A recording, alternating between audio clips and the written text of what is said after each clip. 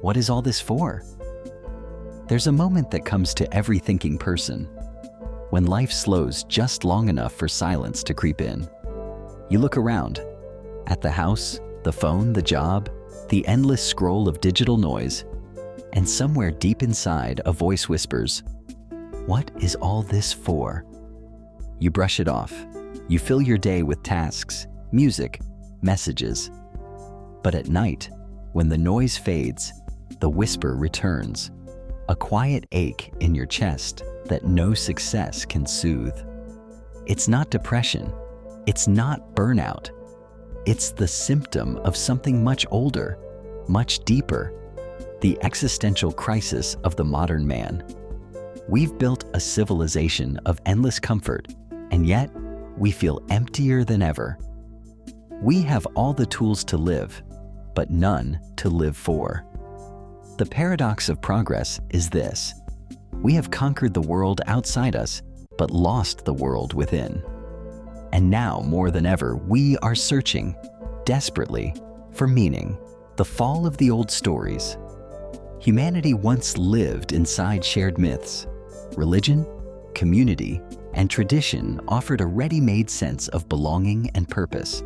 Life had structure, morality had foundation, and the divine gave direction. But the age of reason dismantled the sacred. Science replaced mystery, logic replaced faith, and suddenly, man stood alone. Nietzsche's "God is dead" became not a victory, but a warning. Without higher meaning, freedom turns into confusion. When the old gods fell, we inherited the burden of making sense of everything ourselves. Freedom gave us power, but it also gave us despair, the age of distraction. The modern world never stops talking. The human mind is constantly overstimulated, flooded with information, but starving for reflection. Distraction has become our defense mechanism against existential anxiety. Every scroll, click, and sound fills the void inside us. We call it connection, but it's just noise. Pascal's old warning echoes through time. All of humanity's problems come from our inability to sit quietly in a room alone. The essay explores how we run from silence, because silence reveals truth, and truth demands that we change. The illusion of freedom. We celebrate freedom as the ultimate ideal, but in reality, unlimited freedom breeds paralysis. We can do anything, be anyone, go anywhere. Yet, we can't decide who we are. Infinite choice leads to infinite doubt. When every door is open, we lose the courage to walk through one. True freedom is not endless possibility, but purposeful limitation. Meaning doesn't come from keeping options open. It comes from committing to something, from saying yes to one path and no to all others. The collapse of connection. The film reflects on how modern connection is an illusion. We talk constantly, but rarely listen. We are surrounded by people, but rarely seen. We curate our lives as performances, seeking validation instead of intimacy. Social media becomes a stage where everyone pretends to be fine while silently aching inside. Modern loneliness isn't about isolation. It's about the absence of meaning between people. We share data, not depth. We have audiences, not communities. The essay contrasts digital connection with genuine human presence, asking what it means to truly be with someone in a distracted age. The rise of nihilism. When all inherited meanings collapse, the void fills with nihilism, the belief that nothing matters. The voiceover shifts tone, describing how irony and cynicism replace sincerity. We laugh at hope, mock belief, and wear apathy like armor. But beneath that detachment lies pain. The pain of having cared once and being disappointed. Camus enters the narrative. Life is absurd, the universe indifferent. Yet the real question is not whether life has meaning, but whether we will create it anyway. The act of living itself becomes defiance, the refusal to surrender to emptiness, the rebellion of the soul. This section explores Camus and Viktor Frankl's vision of rebellion through meaning. Camus teaches that though life is absurd, we can still embrace it fully. Like Sisyphus, condemned to push his boulder forever, we can imagine him happy, not because the struggle ends, but because he gives it purpose.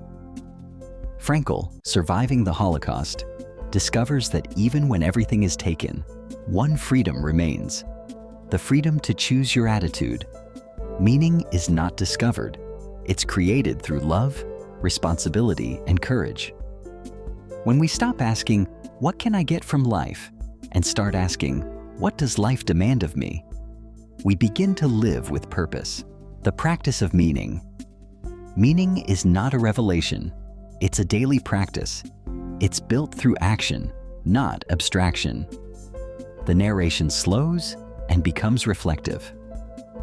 Wake up early, not because you must, but because you choose to. Tell the truth when it's inconvenient. Love when it's difficult.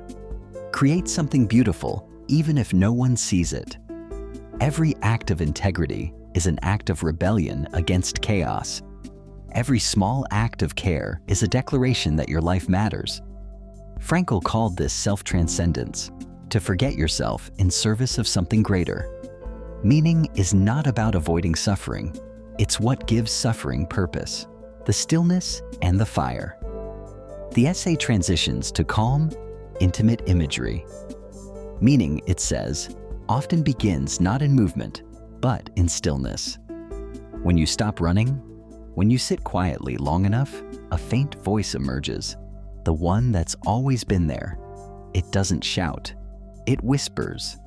It reminds you of what truly matters. Meaning is quiet, but steady, like a candle in the dark. You don't need to chase it, you need to tend to it. Stillness is not stagnation, it's alignment. It's doing fewer things, but doing them deeply, with presence. Meaning is not about adding more to your life, it's about returning to what's real, meaning over chaos. The climax of the essay unites all themes. The voice declares that meaning isn't something the universe gives, it's something we create. We find it by choosing truth over comfort, love over apathy, creation over consumption. The world's chaos will never disappear, but we can rise above it. Camus said, "The struggle itself toward the heights is enough to fill a man's heart." Meaning doesn't erase struggle, it transforms it. To live meaningfully is to take responsibility for your existence, to turn confusion into creation. Conclusion. The quiet victory. The film ends where it began, with silence. But this time, the silence feels different. It's not emptiness, it's peace. The universe remains indifferent, but we are no longer waiting for it to speak. We understand that meaning is not something found, but something built through how we live. Every choice, every word, every act of kindness is a thread in the tapestry of purpose. The voice concludes softly, "The void is silent, but I am not. I choose to live. I choose to love. I choose to create." And that choice, the decision to care anyway, is the beginning of meaning. This is what it means to rise, to choose meaning over chaos.